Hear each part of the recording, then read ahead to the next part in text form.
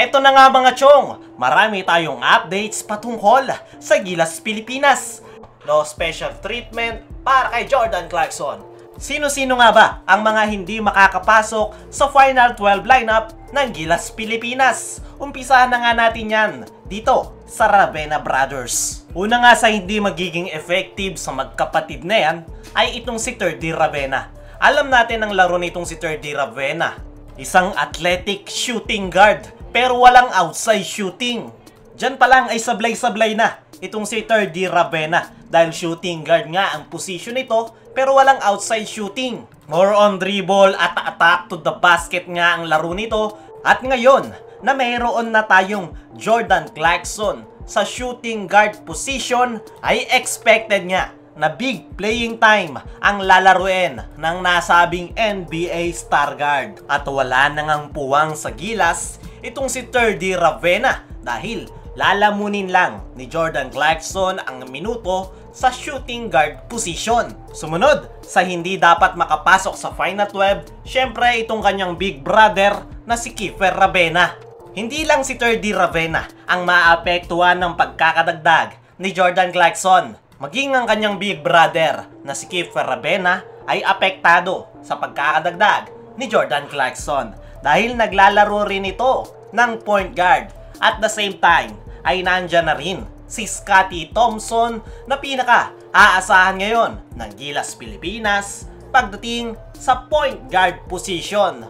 Mas effective nga si Scottie Thompson kumpara kay Kiefer Ravena na puro dribble at nagpapapogi sa kamera. Si Scottie ay less dribble at more effective sa pagpapacilitate ng kanilang opensa. Mas bibilis pa ang tempo ng laro ng Gilas dahil sa style of play ni Scottie Thompson. Kaya hindi na nga kailangan pa ng Gilas itong si Kiefer Ravena. Sumunod sa hindi dapat na makapasok sa Final 12 ay itong si Chris Newsome. Dalawa nga sila ni CJ Perez na nag-aagawan sa position. Maganda rin naman ang ipinapakita ni Chris Newsome. Pero ang kinakailangan nga ngayon ng Gilas ngayong FIBA World Cup ay isang buhaya na scorer.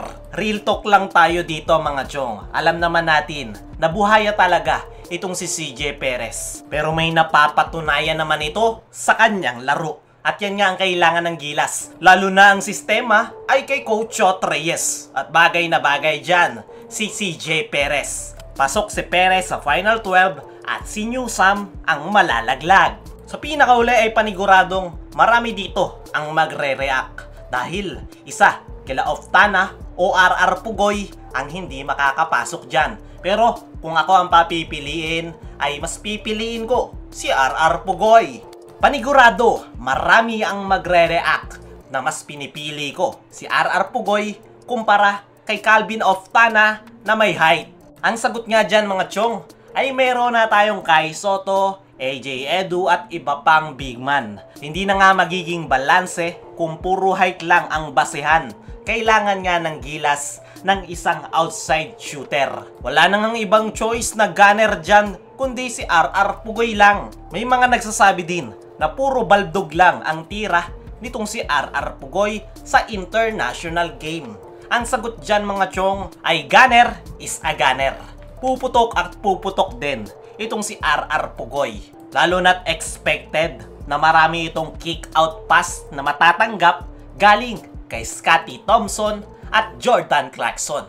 Ang kinakailangan niya na lang gawin ay mag-focus na maipasok ang kanyang mga outside shots. Kaya mas pipiliin ko si Pugoy na makapasok sa Final 12 at si Calvin Oftana ang malalaglag. In summary, ang apat na malalaglag sa lineup ay ang Ravena Brothers, Chris Newsome at Calvin Oftana. Sa kabilang banda naman mga chong, no special treatment para kay Jordan Clarkson. Ayon nga sa article ng Spin.ph, sinasabing no special treatment for energy guy Jordan Clarkson in Gilas build-up. 9 days since makasama si Jordan Clarkson sa first full contact training ng Gilas Pilipinas para sa paghahanda ngayong FIBA World Cup. At mabilis ngang nakuha at nakapagbigay ng energy itong si Jordan Clarkson para sa ating national team.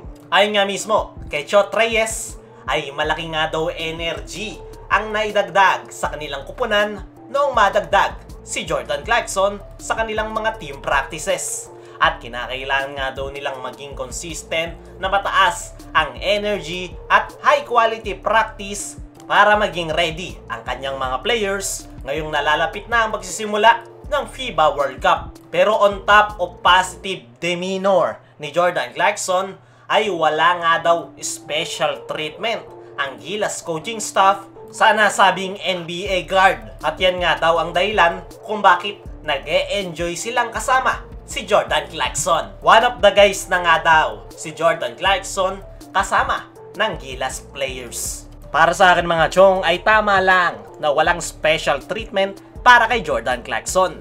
Para pantay-pantay ang lahat. Sana nga lang ay wala ring palakasan system sa lineup.